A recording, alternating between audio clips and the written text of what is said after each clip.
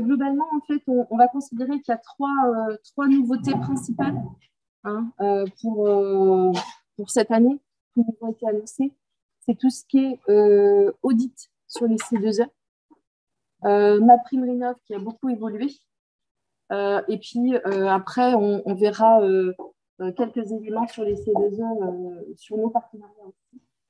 Voilà, c'est les trois grands points qu'on va développer. Et on va démarrer le diaporama, mais c'est pour vous situer à peu près les choses. C'est parti. Donc, sur ce programme-là, donc de la réunion d'infos sur les aides aux travaux et sur les nouveautés RGE, l'idée, c'est qu'il y a, comme je disais, plusieurs points principaux d'évolution pour cette année 2022. Tout d'abord, effectivement, les audits qui vont se généraliser, se développer tout au long de l'année.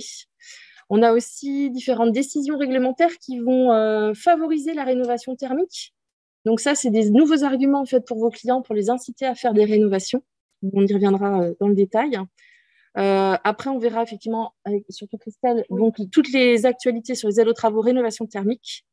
Et puis donc, simplement, en introduction, je voulais vous assurer aussi que le crédit d'impôt aide aux personnes pour l'adaptation des logements a été reconduit à l'identique de l'année dernière. Donc, il n'y avait pas de changement par rapport à ça. Et puis que MaPrimeAdapt', donc il y a eu effectivement des communications sur une prime rénov liée à l'adaptation. Il y a eu des communications en fin d'année dernière. Donc, pour vous dire que ça ne serait pas pour tout de suite. Voilà, qu'on a un petit peu de temps, que ce sera plutôt pour 2023. Voilà, pour le programme. Donc, sur l'aspect RGE, outils pour les audits et nouveautés réglementaires. Donc, on démarre sur les nouveautés réglementaires. Donc, je ne vais pas rentrer dans le détail du texte de loi. Vous avez dans les diaporamas, en fait, tout le détail qui vous est présenté sous forme de texte complet pour que vous puissiez vous y référer plus tard, parce qu'on va vous envoyer aussi le support. Mais l'idée, c'est effectivement de vous expliquer qu'il y a un nouveau dispositif en urbanisme qui permet d'avoir droit à un surplomb, en fait, en isolation par l'extérieur. À partir de 2 mètres de haut, en fait, on a la possibilité d'empiéter, en fait, sur le terrain du voisin pour faire son isolation par l'extérieur. Donc ça, c'est une nouveauté réglementaire qui pourra peut-être solutionner quelques cas techniques spécifiques pour développer l'isolation par l'extérieur en limite de propriété. Ensuite, un point important. Oui.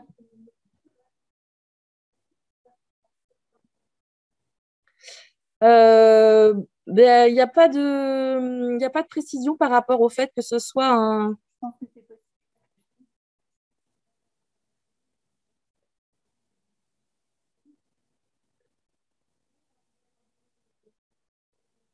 Alors, je pense qu'effectivement, c'est lorsque vous allez vous faire.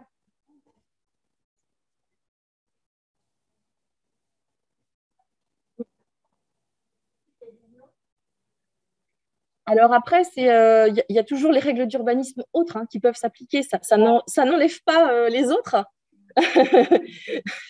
Mais ça peut solutionner quelques cas où c'est entre guillemets, où la problématique, c'est la limite de propriété à plus de 2 mètres. Normalement, ça veut dire que c'est, entre guillemets, juridiquement, ce serait possible. Ce n'était pas un nouvel outil juridique, en fait, qui peut appuyer votre demande de travaux, enfin, la demande de travaux de vos clients, surtout. Mais effectivement, il faut toujours passer par une autorisation de travaux, comme habituellement. Ça n'empêche. Un point donc important aussi, c'est par rapport aux chaudières fuel. Là encore, depuis quelques mois, il y a des discussions, depuis même quelques années, on va dire, sur est-ce qu'on a encore le droit de poser ou pas des chaudières fuel. Donc, pendant le 6 janvier, là, il y a un décret qui est paru qui clarifie la situation. C'est-à-dire que les chaudières fuel qui sont en fonctionnement, elles peuvent continuer à fonctionner. Voilà. Par contre, si elles tombent en panne, et pour les nouveaux bâtiments, en fait, après le 1er juillet 2022, il n'y aura plus droit d'installer des chaudières fuel strictes Par contre, effectivement, le critère qui a été mis en exergue dans le décret, c'est une notion de niveau d'émission en fait en combustion. Et du coup, l'idée, c'est qu'effectivement, on pourrait peut-être s'orienter vers des chaudières qui fonctionnent au biofuel dès lors qu'elles respectent en fait ces critères. Donc là, c'est à se rapprocher éventuellement des fournisseurs, savoir si les chaudières qu'ils proposent en biofuel, selon la qualité aussi du biofuel, elles peuvent entrer dans ces critères. Donc voilà. Après, il y a des exceptions à cette interdiction, c'est-à-dire que si vous pouvez, si vous ou des, on va dire des experts un petit peu techniques du bâtiment auxquels vous pouvez faire appel pour appuyer la demande. Donc il y a des exceptions, c'est soit une impossibilité technique de remplacement par autre chose, soit effectivement si selon la configuration du bâtiment, il n'y a aucune autre solution technique qui est possible. Par contre, il faut le justifier. Donc c'est là où les justificatifs, on n'a pas encore beaucoup de recul, hein, forcément, vous doutez bien. Mais ça, à mon avis, ça ne sera pas simple à justifier. Mais malgré tout, voilà, s'il n'y a pas de réseau électrique qui va bien, s'il n'y a pas voilà, les éléments favorables pour mettre une chaudière bois ou je ne sais quoi, ça peut quand même être envisagé de produire des dérogations. À voir ce que ça donne. Mais en tout cas, c'est un point important pour la partie du métier de chauffage. Autre nouveauté réglementaire, les audits énergétiques en cas de vente qui vont se mettre en place. Donc, aujourd'hui, il y a un DPE qui est obligatoire. Et donc, désormais, pour les logements F et G en cas de vente, du coup, c'est un audit énergétique qui est obligatoire. Donc, qui dit audit énergétique dit bilan thermique et préconisation de travaux. Donc, c'est ça, en fait, la nouveauté. Sur les logements F et G, donc catégorie F et G au 1er janvier 2022. Et après, il y a un échéancier de mise en place, du coup, jusqu'à 2034, sachant que, en parallèle, le DPE, en fait, a évolué dans son modèle de calcul. Et globalement, ce qu'on en retient, alors je ne suis pas une experte en moteur de calcul DPE, ce qu'on en retient, c'est que les niveaux vont un petit peu se durcir. Il risque d'y avoir un peu plus de F. Voilà, ça va descendre un petit peu les classements de catégories au fur et à mesure des renouvellements des DPE. Il n'y a pas de souci. Donc ça va être aussi des choses qui vont inciter les travaux, en fait. C'est parce qu'il y aura des prescriptions de travaux en cas de vente. Donc forcément, ça va être des documents aussi sur lesquels vous pourrez vous appuyer quand vous aurez un cas comme ça d'un client qui est en cours d'achat. Autre incitation, alors il y en a plusieurs sur l'incitation à la rénovation thermique du parc locatif. Le parc locatif, c'est un petit peu le parent pauvre quand même de la rénovation thermique. Voilà, depuis quelques temps, on en parle. Donc là, il y a eu 2 mesures fortes, notamment donc, celle d'interdire l'augmentation des loyers pour les logements en fait, du parc privé classe F ou G, donc qui soient loués vides ou meublés. Donc ça, c'est à partir du 25 août 2022. Donc là encore, c'est un message fort en disant, voilà, soit vous rénovez, soit vous devez rénover pour adapter en fait le loyer à la hausse du coût de la vie, quoi. Autre point, donc là, qui est encore plus répressif, si on peut dire, du coup, c'est une notion de décence énergétique, en fait, qui a été définie. Et donc, il faut que les logements qui sont loués soient considérés comme décents en niveau thermique aussi. Et donc, la décence, elle a été définie par un niveau minimum de performance énergétique, donc qui est explicité avec là aussi un calendrier. Donc, à compter du 1er janvier 2025, ce sera uniquement entre les classes A à F. Donc, ce qui veut dire que, en gros, à partir du 1er janvier 2025, il n'y aura plus la possibilité de louer des logements de classe G. Donc ça, c'est encore pour inciter les propriétaires bailleurs à lancer les travaux pour renouveler le parc et la qualité de parc et lutter contre la précarité énergétique aussi des locataires. Donc ça, c'est pour que vous ayez aussi des argumentaires face à vos clients sur des nouveautés réglementaires. L'autre point, après, c'est des nouveautés sur plutôt la partie RGE et audit. Donc, 2 nouvelles qualifications gérées par QualityENR, donc qui sont les qualifications ventilation plus, donc pour tout ce qui est ventilation, et puis charge élect plus pour tout ce qui est borne de recharge véhicule électrique.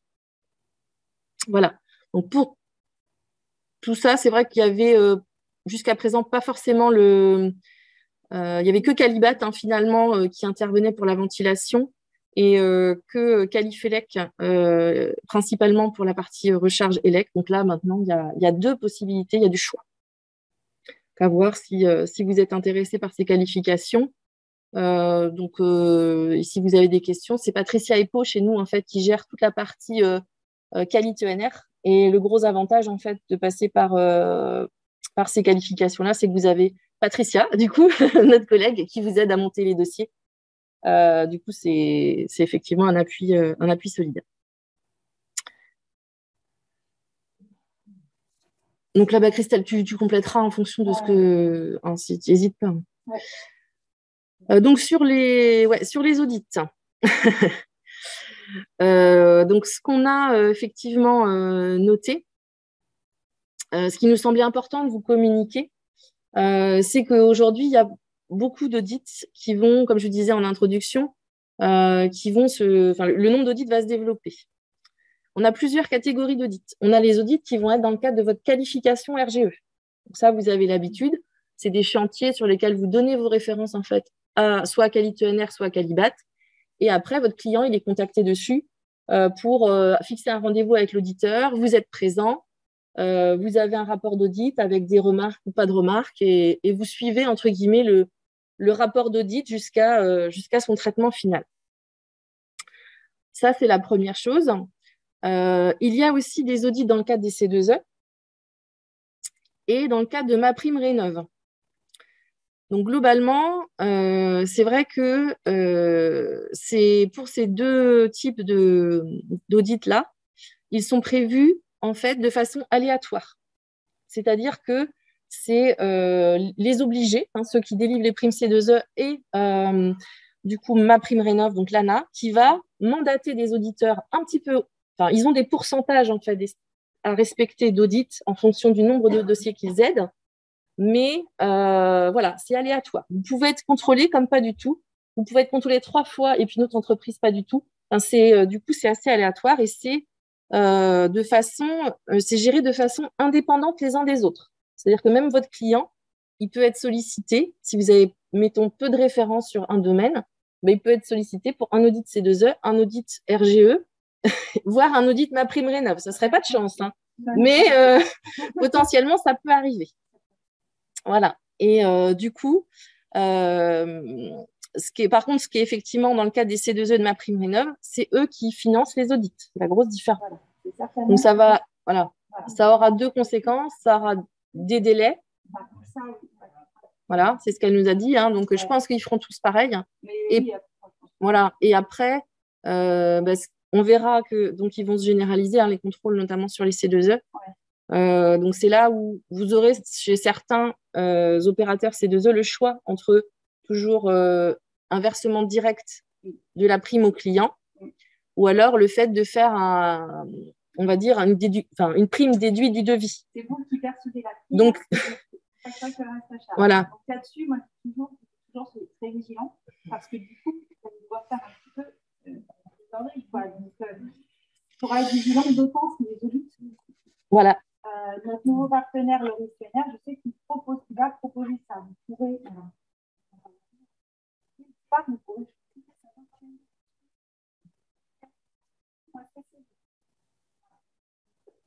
Voilà, c'est vrai que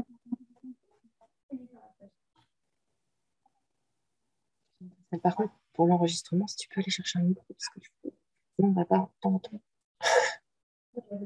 Bah oui, non, mais si tu veux rester en bas, ça ne me pose pas de souci, mais il faut que tu prennes un micro, parce que sinon, on ne va pas y arriver. Ouais, donc en tout cas, ce point de vigilance-là, c'est surtout par rapport à vos trésoreries aussi. Et puis au fait que du coup, voilà, vous ne pouvez pas reprendre la prime au client une fois qu'elle est donnée. Enfin, je veux dire, c'est compliqué.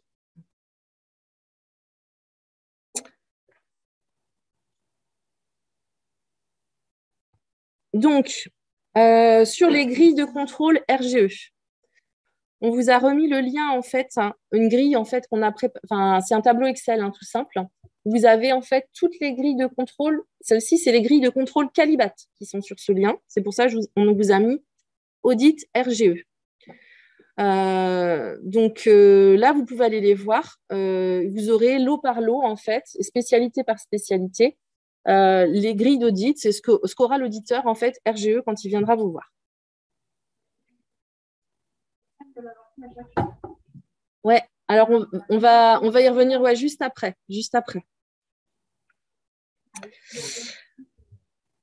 Donc, par rapport aux audits, Calibat, on avait fait un point, du coup, en fin d'année dernière avec eux, pour qu'ils nous fassent un petit peu le retour d'un peu des non-conformités les plus fréquemment rencontrées lors des audits.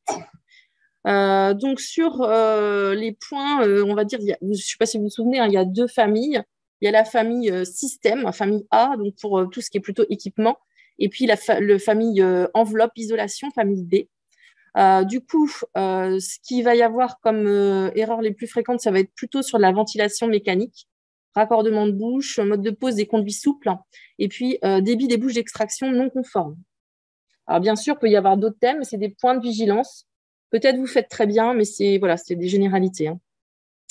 Côté isolation, du coup, pour tout ce qui est parois vitrées, ce qui va être le plus souvent relevé, c'est des défauts sur les entrées d'air, sur la ventilation du dormant, calage du rail bas, et puis, et nous, on a eu beaucoup de témoignages dans ce sens, c'est tout ce qui est garde-corps. Pour les menuisiers, là, vous êtes nombreux. Donc, je redis qu'effectivement, si vous avez des chantiers de plein pied à proposer pour les audits, c'est une bonne idée. Parce que, voilà, surtout chantier où il y a des garde-corps qui sont en place, il faut être absolument, faut les garde-corps qui soient parfaits.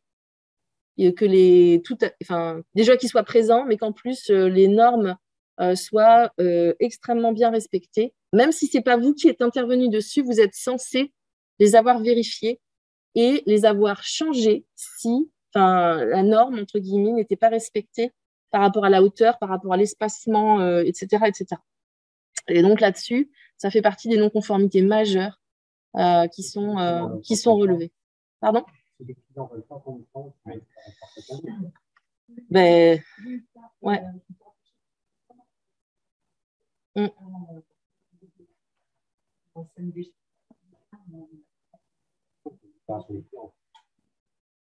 Alors, par contre, c'est ce que dit madame, ça ne décharge pas. Attention, juridiquement, si un souci, ça ne décharge pas. Pour les audits, ça va, voilà, ça démontre votre bonne foi.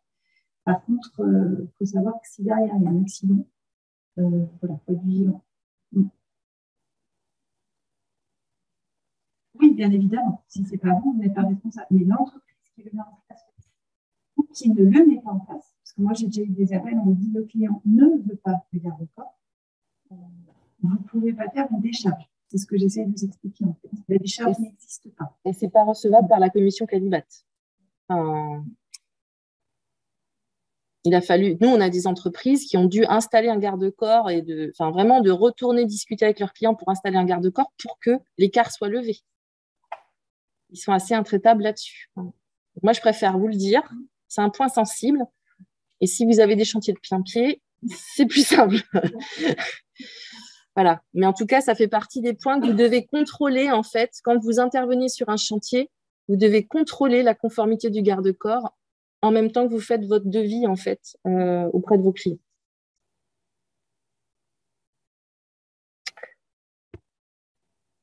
Ensuite, dans les points, alors, on ne fera pas tous les points techniques, hein, mais c'est les points qui reviennent le plus souvent, dont on a eu écho. Puis, je ne suis pas technicienne, donc je ne vais pas pouvoir rentrer trop dans le détail, mais c'est les grandes lignes. Sur l'isolation par soufflage, il y a un certain nombre de documents administratifs qui sont imposés par le DTU. Donc, c'est une fiche de visite technique préalable, une fiche de fin de chantier. Et puis, il y a aussi un certain nombre d'étiquettes à mettre voilà, une fois que l'installation est terminée pour prévenir les futurs intervenants que c'est de l'isolation par soufflage et qu'il y aura des précautions à prendre. Donc, tous ces documents, en fait, on a fait des modèles et ils sont à votre disposition pour que vous puissiez les mettre en œuvre sur tous vos chantiers d'isolation par soufflage. Vous avez besoin de ces documents. Donc, je pense qu'il y en a beaucoup d'entre vous qui les connaissent. Ou pas, je sais pas, dites-moi. Ça ne vous parle pas? Ben, en fait, il faut les imprimer, quoi. Ouais, il y a, enfin, sur l'emplacement qui va bien. Il faut garder les étiquettes des sacs, tout ça. Voilà, il y a des choses comme ça. Tout un petit protocole. Ouais. L'étiquette à mettre, elle est. Voilà, c'est pour ça que je vous ai mis le modèle là, sur la diapo. Donc, ça, c'est des documents qu'on a à votre disposition, qu'on peut vous communiquer sans difficulté, quoi. Et c'est important parce que tant qu'à faire, pas revenir pour revenir coller une étiquette après, enfin, vous avez des choses plus intéressantes à faire, autant bien le mettre du premier coup.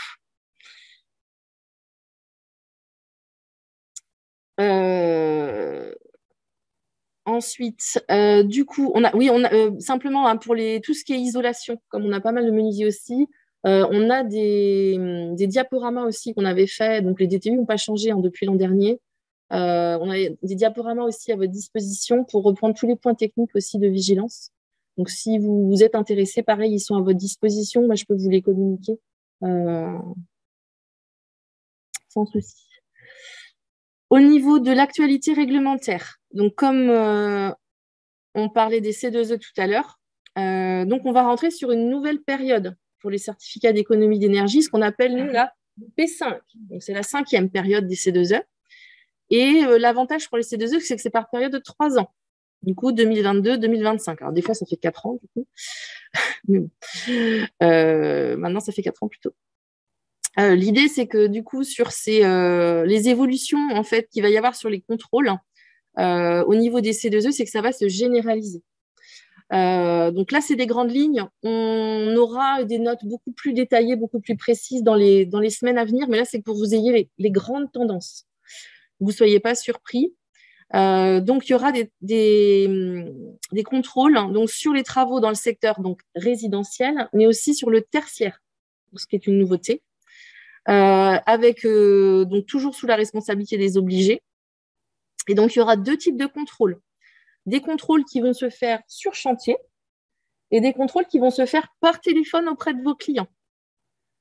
Donc là encore, ça sera de façon aléatoire et ils ont des pourcentages en fait à respecter de nombre de chantiers où il va y avoir un contact téléphonique et nombre de chantiers où il va y avoir une visite sur chantier. Et ces taux, en fait, ils vont progressivement augmenter au fur et à mesure de la période pour arriver, en gros, à... ouais, voilà, de contrôle. Donc là où ça va être compliqué, ce qu'on échangeait là avec Céline Vincent hier, c'est qu'effectivement, ça veut dire que vos clients, ils vont recevoir aussi des appels pour les audits. Et du coup, voilà, c'est pour ça que ça risque d'être... On voulait attirer votre attention là-dessus parce que moi, la première, hein, j'aurai quelqu'un qui m'appelle pour me dire ça s'est bien passé votre chantier. Enfin, comme on parlait tout à l'heure, avec tous les démarcheurs qu'il y a une chance sur 2 pour que je lui raccroche au nez, voire que je décroche même pas. Donc, ça va être un point quand même important de dire maintenant, c'est possible que vous soyez contacté par téléphone pour des audits C2E. On en reçoit déjà à domicile.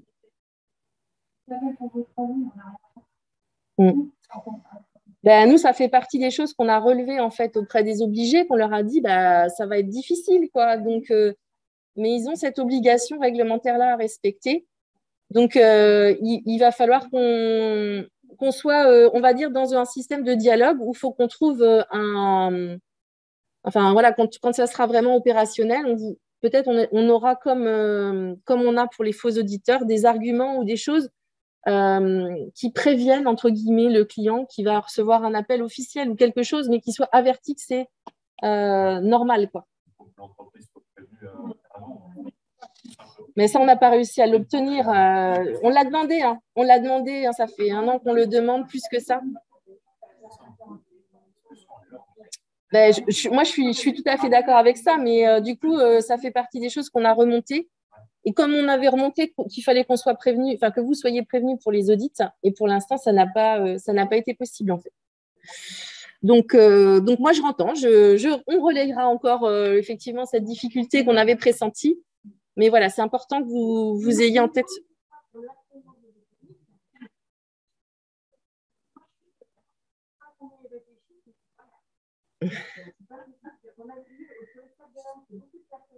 Mmh. Ben, mmh.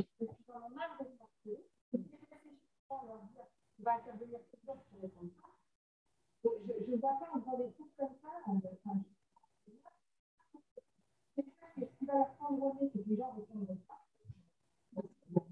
C'est ce qui risque de se passer, hein, peut-être. Du coup, pas contrôler parce que les gens ne font pas, peut-être changer leur fusil d'épaule.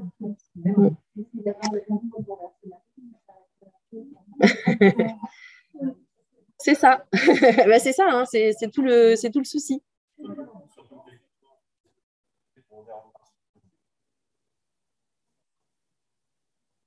Alors, je sais que sur Total, quand il y avait des audits, vous aviez quand même, dans les deux, quand vous rentriez sur votre site, c'était noté que le dossier était susceptible d'être audité. Mais c'est vrai que vous n'y alliez pas tous les jours. Mais c'est vrai que sur Total, je sais que ça m'est arrivé plusieurs fois d'y aller et effectivement, c'était noté. Mais oui, je sais que ce n'est pas évident. Je suis tout à fait d'accord.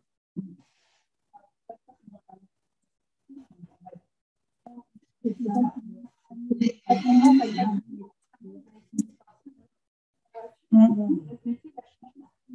vous faites. Ouais.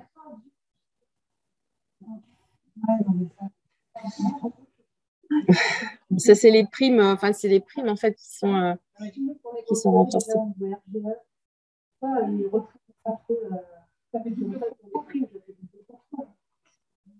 Parce qu'en fait, les obligés, en fait, la difficulté, c'est que les C2E, ce sont des personnes privées qui vous versent les primes. Ce n'est pas l'État. Donc, c'est comme tout est très tout est noir-blanc en fait en général. Voilà. Donc, comme ce sont des personnes différentes, des personnes morales de droit privé ou de droit public, eh ben, les personnes morales de droit privé ont cette obligation de le faire aussi en plus des autres. Donc, c'est vrai que ça multiplie les contrôles, sachant que normalement, effectivement, si ça se passe mal sur des dossiers C2E, vous êtes potentiellement susceptible effectivement d'être audité après dans le cadre de votre RGE. Donc ça, Donc voilà, donc l'idée, c'est, enfin, en tout cas, ces contrôles-là, ils vont se généraliser donc sur pas mal de lots. Et donc avec des référentiels. Donc là, comme je disais, on va vous envoyer les référentiels détaillés dès qu'ils seront bien sérieux et clairs par rapport à l'État quand ils nous auront donné toutes les clés techniques. Et par contre, du coup, ça sera à partir du 1er janvier, hein, sauf pour quelques équipements. Donc, on aura effectivement à partir du 1er avril sur les pompes à chaleur et les chaudières bois. C'est un petit peu retardé. Voilà. Donc, avec notamment un point de vigilance qui est important. Enfin, on a fait le point un petit peu avec les conseillers techniques et il y en a notamment un qui va être obligatoire pour les pompes à chaleur et pour les chaudières biomasse. C'est de fournir systématiquement un calcul de déperdition.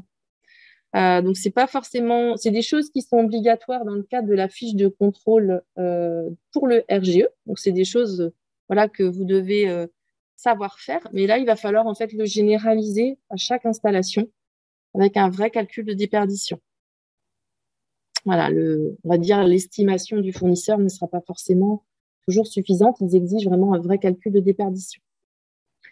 Donc, on vous a mis ici un outil gratuit hein, qui est accessible à tous pour procéder de manière assez simple à ce type de calcul et assez rapidement.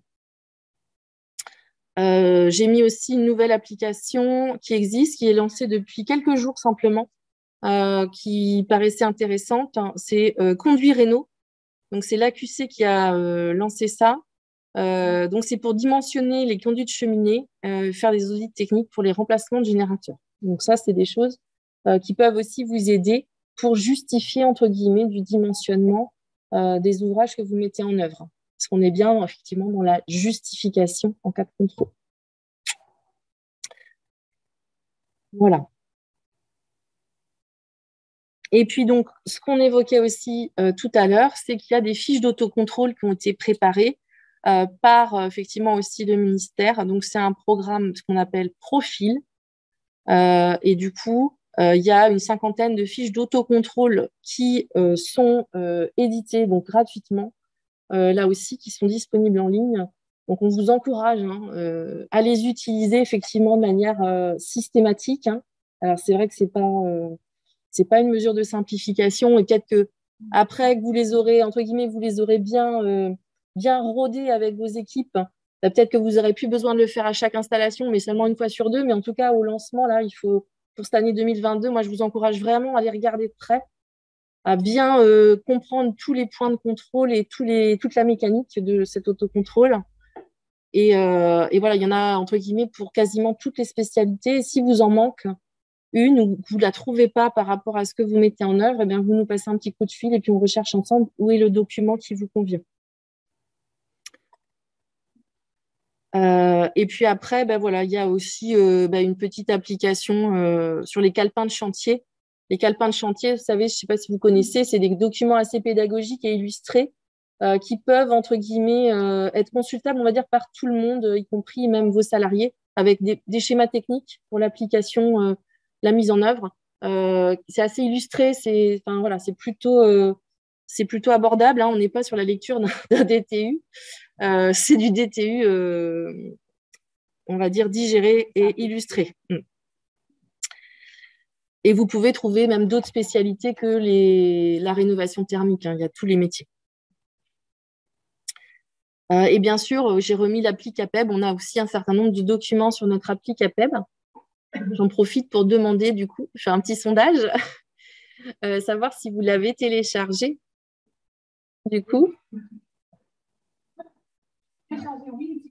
Ah.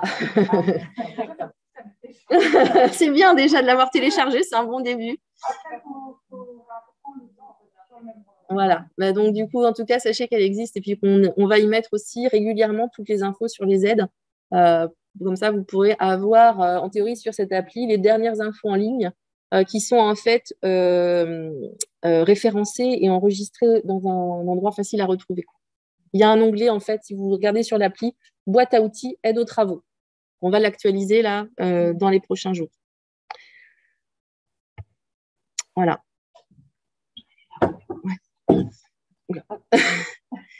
Et puis donc, l'argumentaire pour les faux auditeurs, ce qu'on vous disait tout à l'heure, on vous l'a remis aussi sur le diaporama. Voilà. Effectivement, vous avez mis là donc, ce qu'il faut déjà dire à vos clients quand ils ont affaire à des contrôleurs. Donc, c'est bien ce qu'on va, je vous disais, vous appeler déjà. Moi, je pense qu'il serait intéressant, c'est quand vous aurez fait vos dossiers C2E ou même PrimeRénov'. Alors, normalement, les C2E nous communiquent déjà les entreprises qui vont auditer. Pardon. Donc, vous saurez déjà que, par exemple, chez EDF, il n'y en a que 3. C'est que ces 3-là. Donc, déjà, s'ils ont d'autres entreprises ou d'autres noms qui se présentent, ils ne donnent pas suite. D'accord? Mais c'est vrai que ce qu'il faudra surtout leur dire, c'est, voilà, vous avez fait des dossiers C2E, nous sommes susceptibles d'être contrôlés, donc ne vous inquiétez pas. Si vous recevez un appel de telle ou telle entreprise, vous nous appelez en priorité et on vérifiera ensemble s'il n'y a pas de difficulté. Mais c'est vrai qu'il faudra bien prévenir vos clients parce que ça… Donc, en fait, c'était l'année dernière, il y a eu des démarchages. Alors, c'était un peu moins poussé quand même, parce qu'à l'époque, ils se présentaient, mais voilà, parce que là, il y en a qui se présentent sous le nom de Bureau Veritas qui ne sont pas de Bureau Veritas. L'année dernière, ce n'était pas le cas. C'est les entreprises qui appelaient, qui a vu les coordonnées, on ne sait pas comment. Ils disaient, voilà, on se présente, on vient auditer. Ils demandaient un rendez-vous. L'entreprise se présentait chez la personne et à ce moment-là, ils disaient, bah, tous les travaux sont mal faits, il faut tout refaire, on fait signer un devis. Donc, il faudra bien dire à vos clients, si on vous dit qu'il y a des travaux à faire, c'est simple, c'est non. Mais bon, la première chose à leur dire, c'est surtout appelez-nous. Et puis, vous, de votre côté, n'hésitez pas ensuite à nous contacter, nous, si vous avez un doute, d'accord? Ou à contacter directement l'obligé C2E. Il ne faudra pas hésiter.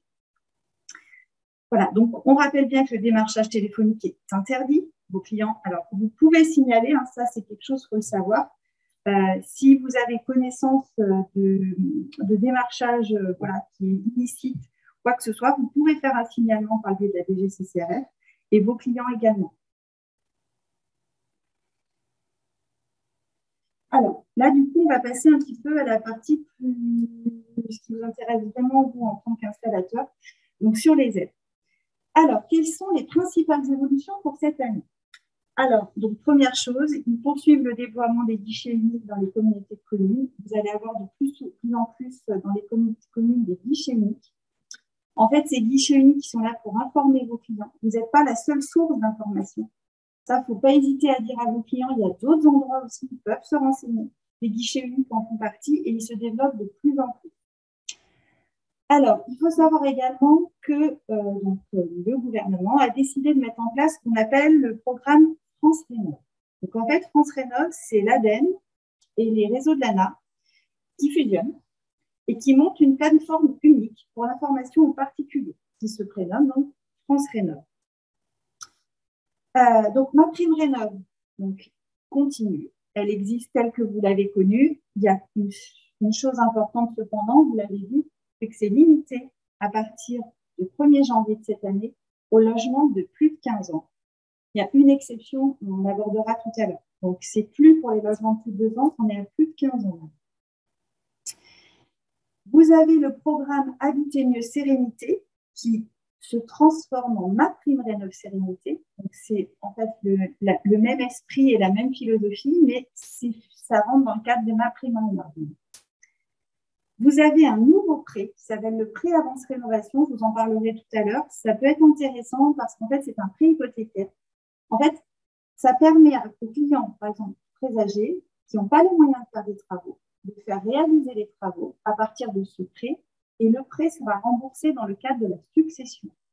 Donc, ça peut être intéressant. C'est un outil en plus qui peut être utile. Vous avez également donc l'éco-PTZ qui évolue. Puisqu'on va jusqu'à 50 000 € sur 20 ans en rénovation globale. Je vous parlerai, donc je pense que pour ceux qui faisaient Total, vous êtes au courant que le partenariat Total s'est arrêté et il y a un nouveau partenariat qui va être mis en place. Il y a des webinaires qui vont vous être proposés là, qui ont déjà été, vous avez déjà les dates, mais je vous les redonnerai. Donc un nouveau partenariat avec Loris ENR, donc qui valorise, peut valoriser Total, exactement les mêmes domaines. Voilà.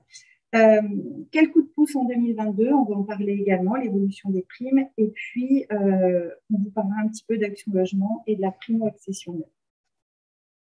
Alors, qu'est-ce qui ne change pas?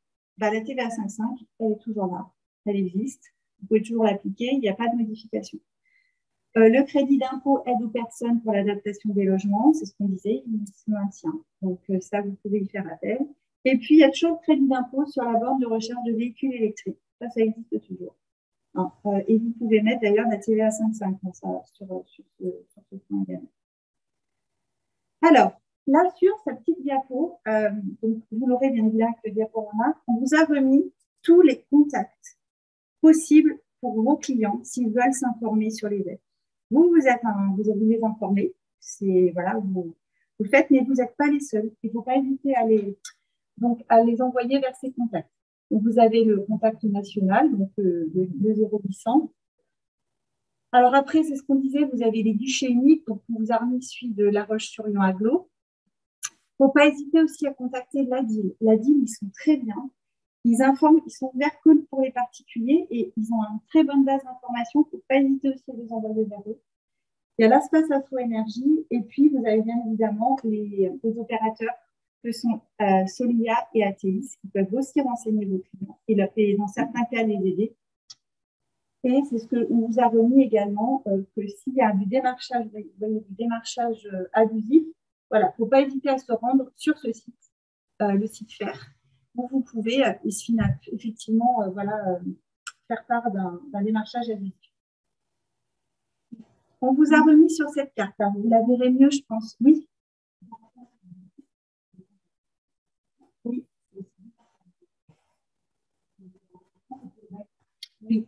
La ville aussi. Oui, ils peuvent. Oui, puisqu'aujourd'hui, il y a beaucoup d'aides qui sont ouvertes finalement aux bailleurs quand même. La prime rénov est ouverte aux bailleurs. Les C2E sont ouverts aux bailleurs. Donc oui, c'est également pour les bailleurs. Il faut pas qu'il y ait oui. Et vous avez aussi certaines SCI aussi qui peuvent avoir besoin d'informations. Donc ça, ils peuvent aussi appeler. Alors là, on vous a remis la petite carte actualisée. Vous avez, alors c'est vrai qu'elle ne se visualise pas très bien comme ça, mais vous la verrez mieux sur le diaporama. On vous a mis, en fonction d'où se situe le chantier sur le territoire, vous avez l'opérateur qui est compétent. Donc, il faut que vous ayez Solia, soit ATIS. Il y a encore une partie du territoire, donc Sud-Vendée, où il n'y a pas d'OPA. Il n'y a pas d'opérateur, donc finalement, c'est l'un ou l'autre, je crois. Hein. Et voilà, donc ça, c'est le petit, ça vous permettra aussi, pareil, de savoir que vous avez mis les numéros de téléphone à chaque fois. Comme ça, vous avez les guichets de l'habitat, hop, ils sont précisés. Et donc, petite précision, donc le guichet de l'habitat sur La Roche-Aglo, il est ouvert là, depuis janvier. Et celui sur les Sables d'Olonne Aglo, là, j'ai eu des infos, ce sera certainement mars-avril. Voilà.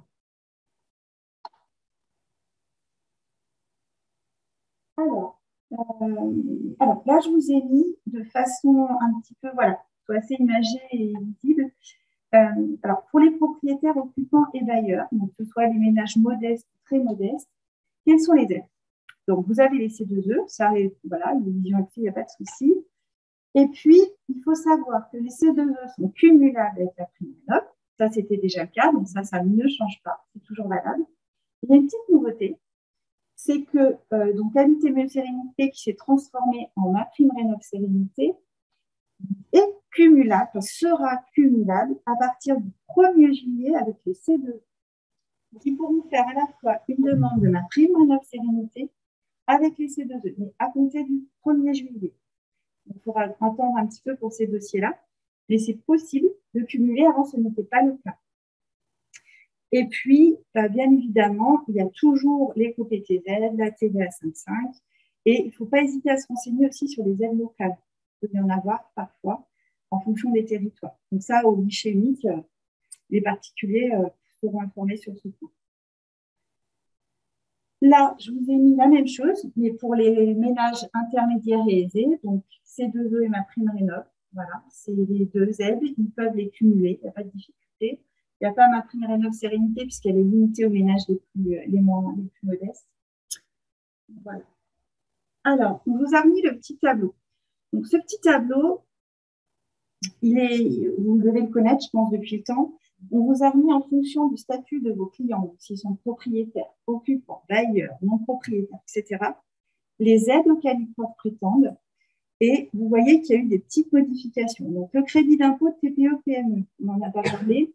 C'est un crédit d'impôt qui avait été ouvert. Pour l'instant, il n'a pas été reconduit, donc ça, on oublie. Par contre, donc attention, MaPrimeRénov', c'est bien pour les logements de plus de 15 ans. La prime rénov n'est pas ouverte aux personnes morales, c'est-à-dire que les SCI n'y ont pas accès. C'est vraiment pour les personnes physiques. Et MaPrimeRénov' Sérénité, donc c'est pour les logements de plus de 15 ans, mais ça c'était le cas avant aussi. Et il faut que le bien soit occupé au moins 3 ans. Donc ça c'est vraiment, voilà, c'est sur un seul tableau, vous pourrez savoir où se situent vos clients et ce à quoi ils ont droit, avec les conditions d'ancienneté des logements. Alors, on va prendre MaPrimeRénov'. Alors, MaPrimeRénov', donc rapidement, pour vous rappeler. Donc, c'est pour qui? Les propriétaires occupants. Il faut savoir que les copropriétés également y ont accès, puisqu'il y a MaPrimeRénov' copropriété. Alors, je ne vais pas m'étendre sur ce sujet-là parce que je ne sais pas si vous avez déjà eu besoin. Moi, je n'ai jamais eu d'appel ici sur ce sujet-là, donc je ne pense pas que vous en fassiez trop. MaPrimeRénov' est ouverte aux propriétaires bailleurs, aux usufruitiers. Voilà. Vous avez toute la liste. Et ce qui est important, c'est ça. Donc, c'est ce que vous disiez. C'est pas pour les personnes morales. Les SCI, ils n'ont pas accès. Ils ont accès au C2E, mais pas à la prime rénov'. Donc, ça, c'est important. Alors, là, sur cette diapo, je vous ai rappelé un petit peu comment ça fonctionne MaPrimeRénov', très rapidement. Si vous faites des aides, je pense qu'aujourd'hui, vous savez, il faut toujours créer le dossier. Alors, le client, normalement, il crée un compte. C'est-à-dire que MaPrimeRénov', la première chose qu'il doit faire, s'il n'a jamais fait de dossier PrimeRénov', c'est créer un compte. Parce que le compte, il est pour l'habitation. Une fois qu'il a créé ce compte, il va pouvoir créer ce qu'on appelle des dossiers de travaux à l'intérieur de ce compte. Donc, il va pouvoir en faire plusieurs au fil des années. D'où l'intérêt, effectivement, que ce soit bien lui qui crée son compte à la base, parce que c'est quelque chose qu'il va garder. On va voir que vous, entreprise, vous pouvez être mandataire pour gérer les dossiers, mais ce n'est pas à vous, normalement, d'ouvrir le compte. Alors, je sais que ce n'est pas toujours évident, mais bon, donc, il faut quand même que cette personne ait une adresse mail pour créer son compte. Et ensuite, vous pourrez, si elle le souhaite, parce que c'est un souhait aussi de la personne, si elle le souhaite ou non, être mandataire et créer les dossiers avec elle. Alors, on dépose toujours sa demande de dossier de travaux avant de signer les devis. Donc, vous pouvez effectivement être mandataire. Voilà, ça n'a pas changé. Alors, en cas de travaux urgents, ou voilà, qui résultent pour des raisons de santé, ou qui résultent par exemple d'une catastrophe naturelle, vous pouvez lancer les travaux avant de déposer les dossiers en ligne. Ça, c'est possible, mais il vous est recommandé quand même de commencer à créer une demande sans aller jusqu'au bout, juste pour avoir un numéro, de façon à pouvoir tracer votre demande de dérogation, puisque c'est un dossier qui ne suit pas le chemin traditionnel, puisque vous allez d'abord faire les travaux avant de créer le dossier, enfin, avant de terminer la création du dossier. Donc, en général, vous faites le dossier PrimeRénov', le client reçoit un accusé-réception comme quoi le dossier a bien été créé, et ensuite, il va recevoir un second mail lui confirmant qu'il a bien l'attribution de la prime. Il y a toujours 2 étapes, n'oubliez pas. Il y a toujours un mail qui dit « on a bien accusé-réception de votre dossier » et un second mail qui lui dit « vous avez droit à telle prime ». Donc ensuite, vous faites les travaux, vous transmettez les pièces et normalement, ensuite, il y a le versement de la prime. Alors, les conditions d'éligibilité. Donc, c'est aujourd'hui, donc à compter du 1er janvier, pour les logements de plus de 15 ans. Avant, c'était 2 ans. Il y a une exception, cependant, qui est pour les chaudières fuel. Vous pouvez quand même remplacer des chaudières fuel par un autre moyen de chauffage dans des logements de plus de 2 ans et de moins de 15 ans. Donc. Mais attention, ces dossiers ne pourront être déposés qu'à compter du 1er septembre de cette année. Et il faudra vous concilier cette demande par une demande d'aide liée à la dépose de la cuve fuel. Parce qu'en fait, vous enlevez le chauffage au fuel, donc normalement la cuve, vous êtes censé l'enlever. Donc, il faudra bien préciser que c'est lié à une, voilà, c'est lié à une panne et que vous avez fait vous déposez également une demande de dépose de la cuve. Voilà. Mais pour le chauffage au fioul, c'est toujours possible, donc pour les logements de plus de 2 ans et de moins de 15 ans. Alors, sur l'habitation principale, attention, la PrimeRénov', on est bien d'accord, c'est pour de l'habitation principale. Ce n'est pas possible pour, par exemple, une maison secondaire. Donc, le critère de l'habitation principale, c'est que l'habitation doit être occupée au moins 8 mois sur l'année. D'accord ? Si vous faites réaliser des travaux avant l'aménagement, parce que ce qui se passe souvent, c'est que vous achetez votre maison, il y a des travaux à faire. Vous n'emménagez pas forcément tout de suite, donc vous faites d'abord vos travaux. La PrimeRénov' le permet, mais attention, il faut que l'emménagement ait lieu au plus tard 12 mois après la date de solde de la facture, donc de la fin des travaux. Finalement. Il y a un délai d'1 an pour emménager. D'accord ? Donc, la prime, c'est 20 000 € de prime sur 5 ans consécutifs. Alors, je vais peut-être répéter ce point parce que j'ai encore eu des... Voilà. Il faut savoir que vous pouvez cumuler les aides. Donc, les C2E, c'est ce que je vous expliquais, ce sont des aides qui viennent de personnes privées. La PrimeRénov', c'est l'État qui paye. Donc, qu'est-ce que fait l'État? Il vous dit, moi, je veux bien vous donner une aide, mais attention, je tiens compte des subventions que vous avez eues à côté. Ce qui veut dire qu'en fait, pour vous calculer la PrimeRénov', ils vont vous demander, si vous ne l'avez pas déjà vu, ils vont vous demander si vous avez eu d'autres subventions, et c'est notamment les C2E. Et s'il y a eu d'autres subventions, la prime, elle va être changée. Vous n'aurez pas le maximum de la prime. Elle sera un peu moindre parce qu'on va tenir compte des subventions. C'est ce qu'on appelle les règles d'écrêtement. Et il y a une règle en plus qui est que, donc il y a cette première règle, et il y a une deuxième règle qui dit, moi, État, je veux bien vous aider à financer vos travaux, mais j'estime qu'il doit y avoir un reste à charge quand même. Donc, le reste à charge, il est de 60% pour les ménages aidés, de 40% pour les intermédiaires, de 25% pour les modestes et de 10% pour les très modestes. Alors moi, ce que je vous invite à faire, c'est calculer les primes, parce que du coup, ça fait quand même beaucoup de choses dont il faut tenir compte. Utilisez le simulateur en ligne qui s'appelle Simulate. Quand vous faites votre simulation, le simulateur, il tient compte de toutes les primes, pas que de la prime rénov'. Donc, il va vous donner quand même une idée assez juste des primes qu'ils vont percevoir, toutes primes cumulées. D'accord? Donc, c'est parce que j'ai déjà eu des appels des entreprises, je ne comprends pas. Il avait droit à tant de primes rénov', mais il n'a pas eu ça du tout, il a eu moins, comment ça se fait? Ben oui, parce qu'il faut tenir compte des subventions et en plus du reste à charge. Donc, voilà, ce qui peut expliquer parfois que vous ayez des petites différences. Alors, il y a un délai pour réaliser les travaux dans le cadre de la prime rénov', c'est 2 ans. Aujourd'hui, avant, c'était 1 an. Maintenant, ils ont mis à 2 ans. Donc, vous pouvez faire ces 2 ans pour réaliser les travaux, sauf si vous faites une demande d'avance. Parce qu'il faut savoir, dans le cadre de la prime rénov', pour les ménages très modestes, vous pouvez demander une avance. Je crois que c'est jusqu'à maximum 75% du montant des travaux. Et dans ce cas-là, ça diminue le temps de réalisation. Vous avez plus qu'1 an pour faire les travaux. Donc, voilà. Et puis, sur les dossiers qui ont été engagés en 2021, il faut le savoir, vous avez un délai supplémentaire de 6 mois qui a été octroyé à cause de la pénurie sur les matériaux qu'il y a eu. Ils ont accepté d'allonger ce délai de réalisation. Donc, on était, alors attention au délai de 2 ans aujourd'hui, mais en 2021, c'était 12 plus 6, donc 18 mois. D'accord. Et sur justificatif. Et sur justificatif. Ouais. Donc ça, voilà, la petite. Et vous aurez cette petite diapo pour rappeler tout ça.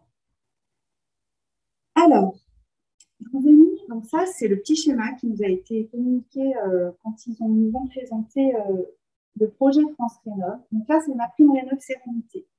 Donc vous avez effectivement les conditions d'éligibilité, donc c'est bien pour les ménages modestes, très modestes, propriétaires occupants. La prime Rénov' Sérénité, vous savez, il faut qu'il y ait un gain énergétique d'au moins 35%. Donc ça ne change pas, c'était déjà pour les logements de plus de 15 ans. Et le logement doit être occupé encore 3 ans après les travaux. Oui.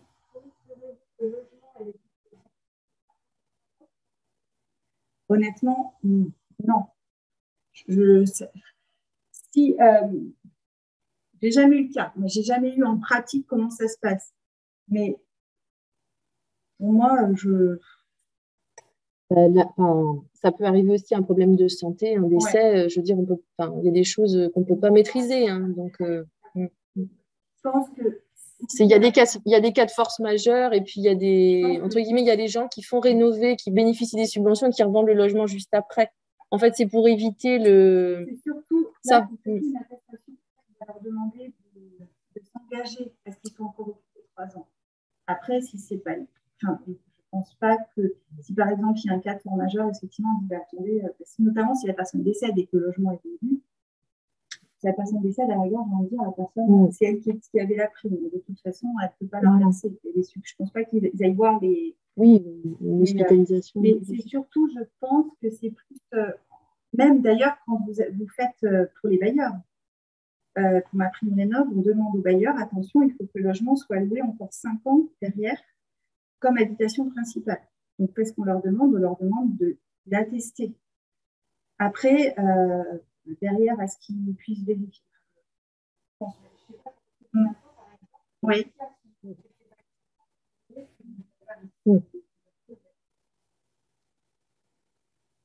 Normalement, ils doivent respecter ça. Le principe, c'est ça. Après, est-ce qu'en pratique, quand il y a des cas particuliers, il y a peut-être possibilité quand même de justifier. Mais normalement, c'est vrai qu'ils doivent partir sur ce principe-là, qu'ils doivent encore l'occuper 3 ans. Alors, donc, il faut, pour la prime Rénov Sérénité, il faut forcément un assistant à maîtrise d'ouvrage. Donc, pour ça, il y a notamment il y a Sonia et Denise qui sont là pour ça. Bon, ça, évidemment, on est d'accord. Et puis là, on vous a remis donc les modalités. Mais bon, dans l'absolu, ça n'a pas vraiment changé. Il y a juste le bonus sortie de passoire, le bonus basse consommation qui sont nouveaux, mais sinon, le principe de habiter mieux sérénité, ça a été repris par ma prime Rénov Sérénité. Oui.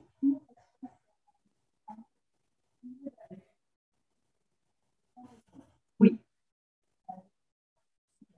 Ouais.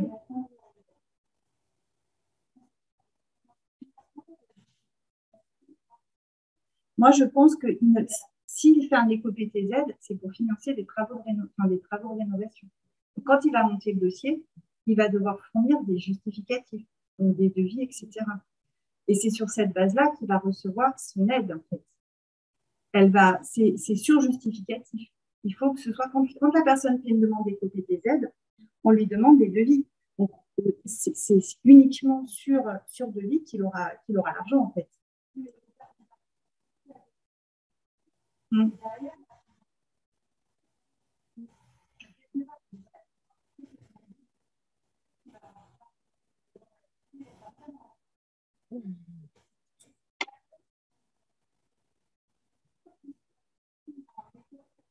Ouais.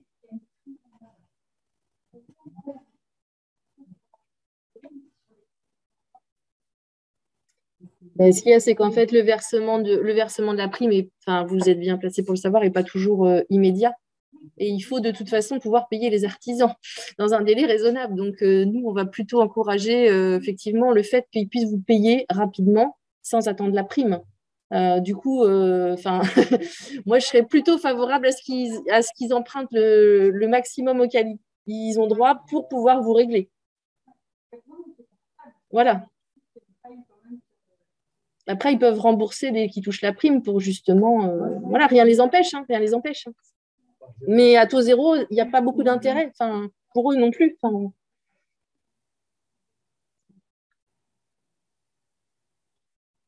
Alors, là, je vous ai mis la petite diapo sur la prime Rénov de propriété. Je vois que personne n'a jamais eu le cas. Je vous l'ai quand même mis. Comme ça, vous savez que ça existe. Donc, la prime Rénov existe pour les copropriétés.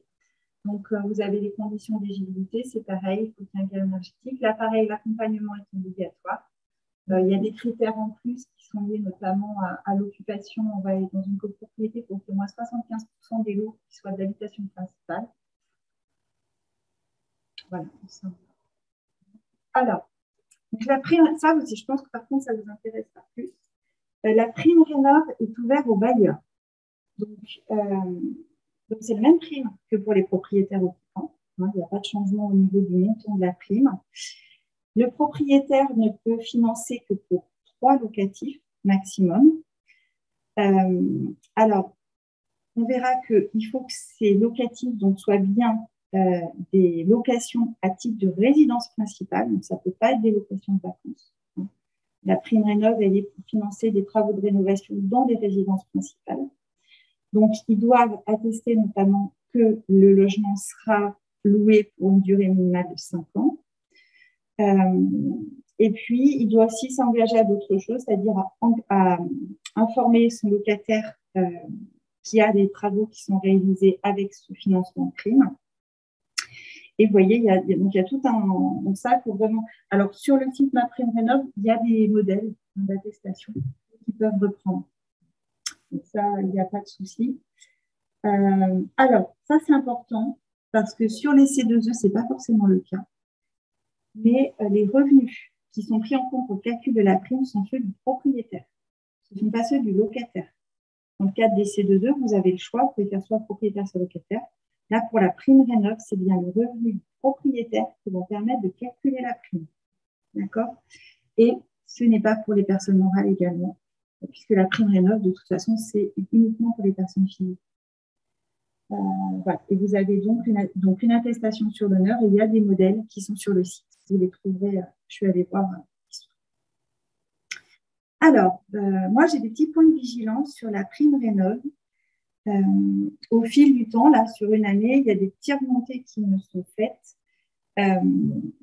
Alors, première chose, si vous avez un client qui a, dans le cadre de ma prime rénov', plusieurs lots de travaux différents, c'est-à-dire les menuiseries, l'isolation, attention, sous ma prime rénov', quand vous créez un dossier, si vous créez un seul dossier, il va falloir attendre la fin de ce dossier-là pour en commencer un autre. Donc, il faut bien dire aux gens, attention, si vous avez l'envie de faire des travaux concomitamment, de bien créer les deux dossiers en même temps. Parce que sinon, ils vont être bloqués. Ils vont devoir attendre que le premier dossier soit clôturé pour en créer un deuxième. Ça peut être embêtant. Et on a déjà eu des remontées là-dessus. Donc, le délai de 12 mois, donc ça, je l'avais dit. Le calcul du montant de la prime, attention, c'est ce que je dis également, il faut tenir compte des subventions. Et puis, voilà, ce n'est pas mobilisable pour les personnes morales. Une autre chose, quand vous faites vos devis et factures pour ma prime rénov', distinguez bien la fourniture et la pose. Là-dessus, ils sont très vigilants.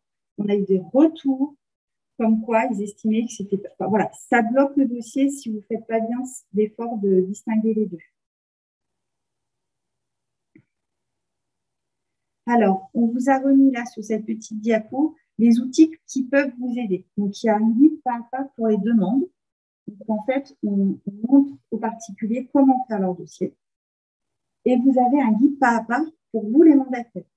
Alors, je ne me suis pas éternisée sur le mandat, mais je ne sais pas si quelqu'un... Est-ce qu'un de vous a déjà été mandataire dans un dossier ou pas? Jamais? D'accord. Parce que alors, qu'est-ce que c'est le mandat? Je vous explique. Le client peut décider qu'il n'a pas envie de gérer l'administratif de son dossier. Donc, il va dire, je vais demander à mon entrepreneur de le faire. Mais il y a 3 mandats possibles. Il y a le mandat dit administratif. En fait, vous gérez que l'administratif. Il y a le mandat comptable, où en fait, c'est vous qui percevez la prime, ce n'est pas le client.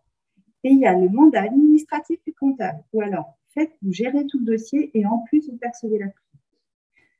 Donc, c'est comme pour les C2E. Moi, je vous déconseille d'être mandataire comptable parce que des fois, il y a du délai avant le versement de la prime. Donc, mais ça va vous arriver, par contre, souvent d'être mandataire administratif parce qu'il y a des personnes âgées, effectivement, qui n'arrivent pas à gérer leur dossier elles-mêmes et elles vont vous demander de le faire. Donc, vous allez retrouver là le petit pas à pas sur ce point. On vous a remis les plafonds de ressources. Ils ont un petit peu changé. Donc là, on vous a remis ce tableau à jour. Donc, c'est celui qui sera applicable. Voilà, donc vous retrouvez bien les très modestes, intermédiaires et les ménages supérieurs. Voilà, on vous a remis ce tableau avec les plafonds de ressources. Oui. Là, je crois qu'ils ont monté un peu, moi. Il me semblait qu'ils avaient monté un peu. Oui, moi aussi, il me semblait que ça avait monté. Je n'ai pas l'ancien tableau sous les yeux, mais je crois que ça a été remonté un peu. Ça n'a pas été baissé. Au contraire, ils ont un peu élargi. Mais après, il faut savoir que ce tableau-là est valable pour la prime rénov' et pour les C2E maintenant. Les deux les deux. C'est pareil. C'est pour tout le monde pareil. Alors, donc là, c'est un peu, je suis désolée. Alors, en fait, on va avoir bientôt nos nouveaux tableaux récap actualisés, vous connaissez bien maintenant, avec tous les montants de primes en fait, qui vont être synthétisés sur un seul tableau. Par contre, le temps qu'ils les finalisent et qu'ils les valident juridiquement, ils ne sont pas encore tout à fait prêts. Donc, en attendant, on a ces tableaux qui sont moins visibles, mais voilà, qui vous confirment un petit peu quand même ce à quoi vous attendre.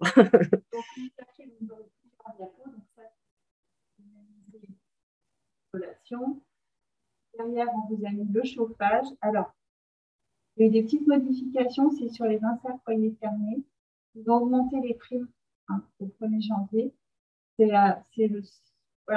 les seules primes qui ont évolué sous ma prime rénov'. Le reste reste inchangé. Ils ont juste augmenté ça. après, si chauffage solaire, c'est vrai que normalement, voilà, ils ont aussi, voilà, au niveau du chauffage solaire combiné, ils ont fait une petite augmentation aussi des primes. Et puis, pour les chaudières gaz, au niveau des coups de pouce, vous savez qu'il n'y en a plus. Hein, ça a été supprimé, il n'y a plus de coups de pouce. D'accord. Mais il y a toujours du C2E de base. Il ne faut pas l'oublier quand même. Voilà, donc ça, c'est vraiment une nouveauté. Sur le reste, les primes n'ont pas changé pour les packs. C'est toujours pareil. Et puis, Alors, ouais, sachant que pour les coups de pouce, hein, quand même, comme, entre guillemets, comme d'habitude, hein, ce qu'on vous a mis, c'est les montants minimums. Les obligés peuvent proposer plus que ces primes-là en coup de pouce. Hein. Les ans, ça bouge un peu. il ne faut pas hésiter à aller voir chez plusieurs obligés. Parce que justement, ils ont des fois, ça peut un peu varier. Alors, il ne faut vraiment pas hésiter, voilà, à aller chez Boutagaz et à voir ce qui est le plus intéressant. Donc là, il y a aussi une modification. Alors, donc, pour le coup de pouce au niveau des thermostats régulation, c'était que les devis soient signés avant la fin de l'année. Donc, voilà, là, vous ne pouvez plus le proposer. Puis, les travaux doivent être réalisés au plus tard le 30 avril. Donc là, sur les régulations performantes, à la date d'aujourd'hui, vous ne pouvez plus le proposer en coup de pouce. Et puis, les émetteurs électriques, il n'y a plus de coup de pouce, il y a plus de coup de pouce dessus.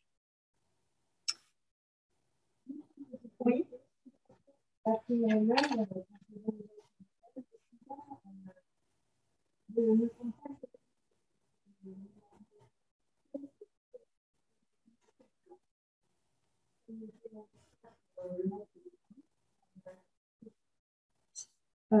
Alors justement, c'est dans ce cadre-là, dans la rénovation globale. C'est ça.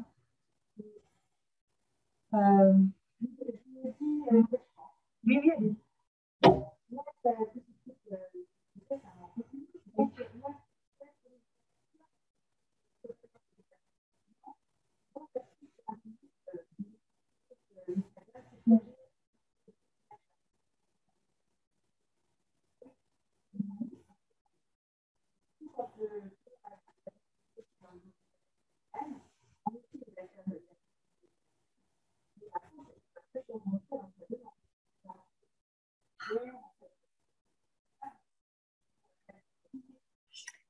Alors, ça dépend.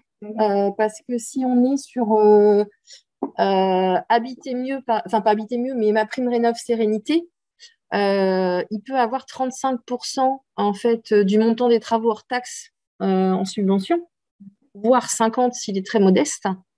Donc bien sûr, il y a des plafonds et il y a des choses. Mais du coup, d'accord. Bah, si c'est des clients, on va dire, intermédiaires et aisés, effectivement, il y a moins ils seront moins pénalisés de faire comme ça que si effectivement, entre 40 € par menuiserie ou 50% du prix de la menuiserie, c'est pas comparable. Mais donc après, bah, de toute façon, pour la rénovation globale, enfin, je sais pas, Christelle, mais ce qu'on a tendance à voir, c'est qu'effectivement, dès lors qu'il y a un potentiel de travaux important, il y a vraiment un objectif de rénovation important.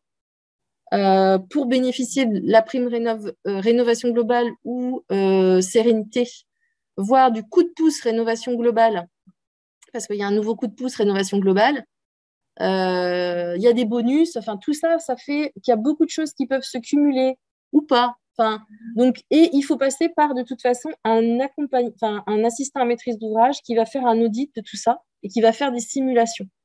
Donc c'est vrai que dès lors qu'on est sur un potentiel de travaux important, moi j'aurais tendance à dire vous envoyez systématiquement au guichet de l'habitat qui va dire en fait au client qu'est-ce qui est le plus avantageux pour lui. S'il a vraiment les 55% de gains énergétiques, bah là, effectivement, il peut aller chercher du global. Mais si, par contre, ça ne vaut pas le coup, il saura optimiser, entre guillemets, la recherche de subventions. Là, on va tomber sur des calculs, effectivement, qui peuvent être compliqués. Et c'est difficile pour vous, qui gérez qu'un seul lot, de vous engager pour le collectif en plus. Donc, en fait, si vous voyez, c'est une maison qui est très ancienne. Il y a beaucoup de choses à changer, des travaux à faire.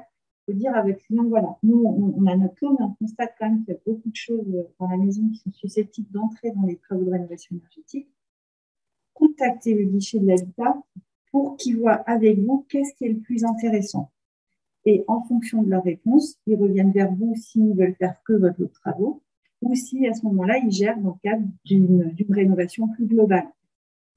Vous n'êtes pas les seuls à pouvoir informer, il ne faut pas hésiter à renvoyer vers les guichets de l'habitat, ils sont là pour ça. Alors, normalement, France Rénov va mettre en place ce qu'on appelle des accompagnateurs Rénov, qui devraient arriver fin d'année, début d'année prochaine. On va voir, mais normalement, ils seront là aussi pour ça, ces accompagnateurs. Mais si vous voyez vraiment que il y a des personnages et il y a beaucoup de choses à faire dans la maison, voilà, pas hésiter, guichet de l'habitat, ils voient avec eux ce qu'ils leur proposent et en fonction, ils reviennent vers vous. Donc ça, c'est la petite diapo justement sur tout ce qui est rénovation globale. Mais dans ce cas-là, voilà, n'hésitez pas, il y a Solia, il y a donc là, on vous a remis, donc c'est le même principe de tableau, donc c'est les primes dans le cadre de la rénovation globale. Donc on les a remis, ça n'a pas changé. Voilà. Alors, donc le pré-avance rénovation, je vous en ai parlé un petit peu tout à l'heure. Ils viennent de mettre en place, donc c'est rentré en vigueur là au 1er janvier. Donc, en fait, c'est un crédit bancaire qui sera accessible alors, aux personnes âgées, mais aux personnes plus jeunes aussi. Parce qu'en fait, c'est un prêt qui peut être remboursé soit dans le cadre d'une vente du bien, soit dans le cadre d'une succession. D'accord ? Alors, il y a beaucoup de critères, je ne vous ai pas tout remis parce qu'il y en a quand même pas mal, mais il faut retenir que ça existe, que si les gens sont intéressés, c'est le Crédit Mutuel ou la Banque Postale, c'est que ces deux banques qui le proposent. Hein. Voilà, il ne faut pas hésiter à les renvoyer vers ces deux banques-là. Ça existe. Ça peut être utile, je pense, quand il y a des grosses rénaux, notamment justement concernant les personnes un peu plus âgées. Ça peut être intéressant. Donc, l'éco-PTZ, il est prorogé, donc jusqu'au 31 décembre, il existe toujours. Ils ont rehaussé le plafond à 50 000 € au lieu de 30 000 € actuels, qui était applicable. Et donc, remboursement porté à 20 ans contre 15 ans actuellement. Voilà. Et puis, oui, simplification pour la constitution des dossiers quand il y a justement un cumul éco-PTZ avec prime rénov, puisque c'est l'ANA qui, a compté du 1er juillet, va se charger en fait de transmettre le dossier à une banque, à un établissement prêteur. Donc, ça a compté du 1er juillet. Alors, les primes C2E. Donc, je pense que C2E, tout le monde connaît. Voilà, donc les C2E, c'est toujours pour les maisons de plus de 2 ans. Hein, ça n'a pas changé. Vous pouvez cumuler bien évidemment le C2E de base le C2E avec la prime rénov. Et par contre, bien évidemment, on ne peut pas cumuler le C2E de base avec le coup de pouce. Mais ça, je pense que maintenant vous pratiquez, vous savez. Et ce sera cumulable avec ma prime rénov sérénité à partir du 1er juillet à venir. Donc là-dessus, on vous a remis quels sont les coups de pouce pour 2022. Donc juste vous rappeler que le coup de pouce isolation, voilà, EDF ne le propose plus, Monde Total ne le proposait plus non plus. Donc voilà, le coup de pouce isolation, il est plus applicable. Donc ça c'est. Alors là-dessus, je te laisse la parole. Au niveau de la réglementation aussi sur les fiches isolation, en fait, ils ont revu les fiches, ce qu'on appelle d'opérations standardisées pour les C2E pour la 5e période. Et donc, on est intervenu sur plusieurs points. Donc, on voulait quand même vous en parler. Donc, il y a eu un maintien global des critères thermiques. Donc, pas de changement. Mais on est quand même passé à côté d'un R de 10. Hein, il s'en est fallu de peu pour qu'on nous impose un R de 10 dans les combles perdus. Donc là, nous, on a dit, il y a quand même beaucoup de maisons où structurellement, ça ne passera pas. Et ils ont entendu, et puis en résistance de plancher, voilà, c'était quand même compliqué. Hein. Donc, on est passé à côté de ça, pour que vous le sachiez.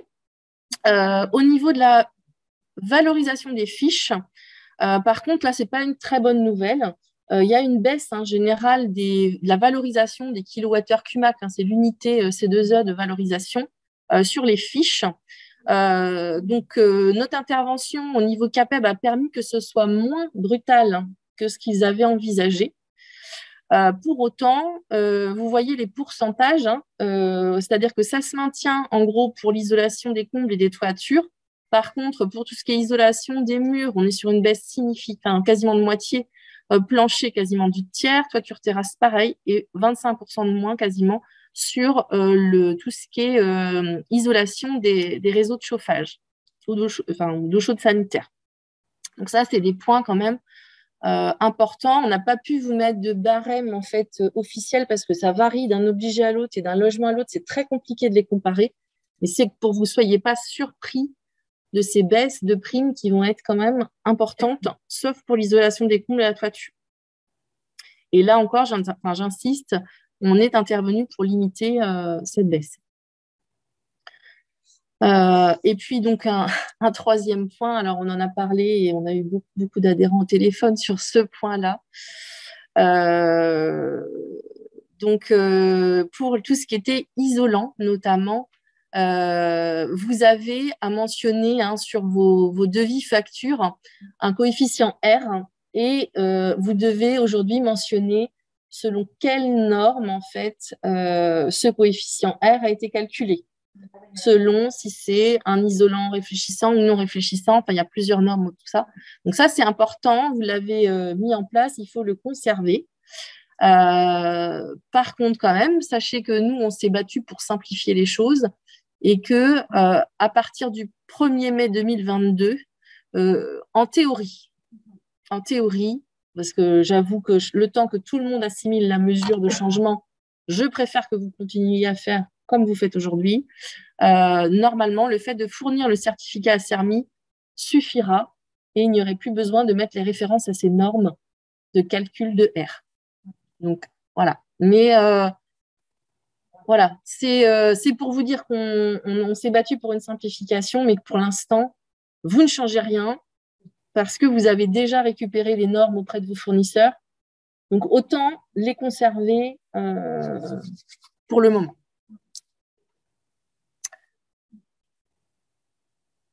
Donc là, on vous a remis donc, nos partenariats C2E. Donc voilà, donc total, ça s'est arrêté au 31 décembre.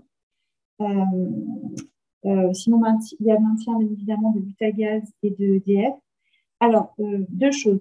Tout d'abord, pour EDF, vous avez. Alors, hier, on a eu donc une visio avec Céline Vincent et vous savez qu'ils rentrent dans la 5e période, enfin tous les C2E. L'EDF demande à ce que les contrats soient renouvelés. Donc, si vous êtes sur EDF pour les C2E, sachez que si vous voulez créer un dossier là, actuellement, vous allez devoir re-signer le contrat de partenariat parce qu'en fait, ils se font par période. Donc, comme il y a une autre période qui commence, on vous demande de renouveler votre contrat. Si vous voulez les liens pour le faire, nous, on les a, la CAPEB, on peut les fournir. Comme on a aussi le lien, si vous voulez vous engager CESE, on a le lien pour faire une inscription, d'accord? Dans le cadre du partenariat CAPEB. Et pour Total, je sais pas si je vais mis après. Ouais. Alors, donc là, on vous l'a mis. Donc, tout d'abord pour EDF. Donc, on vous a bien dit que le renouvellement est obligatoire pour continuer à bénéficier des C2E via EDF. Donc, il y a 3 étapes que vous devez faire. Il faut déjà, s'il y a un compte, vous conservez votre code. Il y aura juste en fait à télécharger la nouvelle convention et à la signer. D'accord? C'est par rapport au... Oui, pas grave ça. Donc ça, attention, c'est pour les dossiers. Si vous signez des devis entre le 1er janvier et... voilà, il n'y aura pas de prime. Ouais. Alors, pour les entreprises, effectivement, qui n'ont pas encore de convention avec EDF, vous a remis le lien pour vous inscrire si jamais ça vous intéresse. Sachant que je rappelle que chez EDF, c'est le client qui gère son dossier administratif. C'est pas vous. C'est la différence avec Butagaz et Loris ENR dont je vais vous parler. Donc, effectivement, on a un partenariat qui va être mis en place avec Loris ENR, donc qui valorise donc les mêmes domaines que Valoriser Total. Il y a 2 webinaires qui sont organisés. On vous a remis les dates. Donc, il y en a un là mercredi à 11h30 et il y en a un le 3 février également à 11h30 pour vous présenter un petit peu voilà, comment ça va fonctionner. Il y a également une présentation générale sur cette adresse YouTube. Alors, nous, de ce qu'on a vu du partenariat, bon, c'est l'air très bien, hein, comme d'habitude. Voilà, il s'engage. Alors, a priori, il y aura quand même une hotline qui sera plus disponible que l'été total, puisqu'elle est quasiment ouverte. Elle est même ouverte le samedi matin. Enfin, il y a des délais d'ouverture de la hotline qui sont beaucoup plus importants que l'été total. Il s'engage à des versements de primes sous un mois. Moi, c'est ce que j'avais vu. Donc, on va espérer qu'ils s'y tiennent. Voilà, donc ce qui serait quand même pas mal. Qu'est-ce qui nous... Voilà, tout est... En fait, vous pourrez transmettre vos pièces en dématérialisé. Donc, en fait, il n'y a qu'une seule chose que vous devrez transmettre en original par courrier, c'est l'attestation sur l'honneur. Ça ne change pas. Par contre, tout ce qui est facture, devis, vous pourrez directement le télécharger sur le site. Vous aurez une plateforme comme c'était sous Total, vous pourrez suivre vos dossiers. Mais là, l'avantage, c'est que vous pourrez directement télécharger vos pièces sur le site. Donc, comme ça, on est sûr qu'elles ne se perdent pas dans le courrier. Nous, la CAPEB, donc on sera toujours là de toute façon pour vous aider s'il y a besoin. On aura une hotline qui nous sera dédiée, donc il faudra y penser parce que du coup, on aura peut-être aussi des fois, si vous n'arrivez pas à les joindre, ou plus de facilité à les joindre. Voilà, nous, ce qui nous a été présenté, ça a l'air très très bien. Donc, voilà. Il valorise effectivement 100% des lots, entre guillemets, enfin, tous les dispositifs, tous les lots de travaux, y compris sur le tertiaire aussi, comme faisait Total. Et puis avec une mise en œuvre opérationnelle qui nous a été annoncée pour le 15 février. Donc, voilà. La plateforme devrait entrer en vigueur au 15 février plus tard. Le dernier point dont on voulait vous parler, qui est pas forcément sur la réno, mais qui fait partie quand même de l'environnement des aides aux travaux. Donc, comme il y a eu effectivement une hausse des prix des matériaux et puis des règles de construction aussi qui ont été renforcées au 1er janvier, ça me semblait important qu'on vous parle de cette prime d'accession dans le neuf qui est mise en place par Action Logement, donc qui est quand même d'un montant de 10 000 euros voilà, donc c'est sous condition de ressources. C'est une enveloppe limitée, mais si vous avez des clients qui sont en cours de projet, écoutez, voilà, savoir que ça existe et puis qu'ils peuvent contacter Action Logement pour faire une simulation s'ils sont éligibles. C'est toujours mieux de le savoir que pour boucler son projet de construction, surtout en ce moment avec le prix des matériaux et les nouvelles règles de construction qui vont faire augmenter quand même, je pense, globalement un petit peu les prix de construction. D'ailleurs, pour en parler, tant qu'on parle de la RE 2020, enfin, la nouvelle réglementation environnementale sur la construction, s'il y en a qui sont intéressés, on organise une réunion d'info, donc c'est mardi soir de la semaine prochaine, donc le 25, justement pour faire une présentation de tous ces points sur la réglementation environnementale et thermique du coup, qui s'applique depuis le 1er janvier. On a fait une réunion en fin d'année dernière et là on en refait une deuxième pour ceux qui n'auraient pas pu se déplacer la première fois. Voilà. Donc, si ça vous intéresse, n'hésitez pas. C'est à 18h et c'est au BTP-CFA, dans l'amphi du BTP-CFA. Et c'est vrai que c'est toujours important de savoir aussi ces nouvelles règles dans le neuf, même si vous faites peut-être essentiellement de la réno, mais pas forcément. Voilà. Ça dépend des entreprises. Donc voilà, c'était l'occasion de terminer par ce petit teasing pour notre réunion de la semaine prochaine. Et puis, tant qu'on est sur le planning, on a aussi planifié, alors pour ceux qui sont des habitués de la CAPEB qui viennent aux réunions d'info, il y a aussi une réunion qui va être plus sur tout ce qui est fiscal. liées à la loi de finances, pour tout ce qui est plutôt investissement aussi locatif, etc., qui peut être discuté. On a une intervention avec un avocat fiscaliste qui est prévue le 24 février, en début d'après-midi par contre, toujours à l'amphi du CFA, de la Format, où là, il sera question vraiment de fiscal, parce que nous, on n'est plus sur les aides aux travaux. Lui, il va vraiment rentrer dans le cœur du fiscal loi de finances. Et puis, si vous avez surtout des questions à poser à un avocat fiscaliste assez aguerri et assez réputé, c'est aussi l'occasion de venir poser toutes les questions que vous souhaitez par rapport à des cas qui peuvent être professionnels ou personnels, si besoin. Voilà, donc profitez bien de ce temps pour vous, si jamais vous avez besoin. Voilà, et puis si vous avez des questions, on peut rester à votre écoute